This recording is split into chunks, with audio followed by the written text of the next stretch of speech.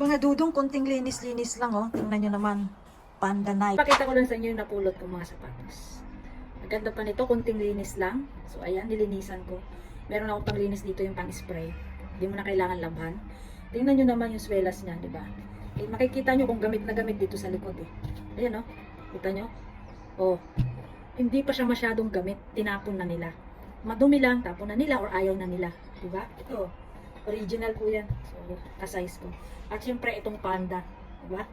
Nike Panda, meron pa nga ditong label, eh. Kakatanggal ko lang. Sticker. Makikita nyo rin sa likod, oh. Hindi pa masyadong gamit. Makikita nyo. Diba?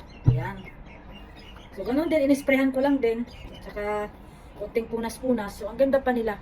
So, piniflex ko lang po sa inyo yung mga napupulot ko. So, hindi ko na po kailangan bumili. Piniflex ko lang po, no, kung gaano kagaganda yung mga tinatapon nila dito.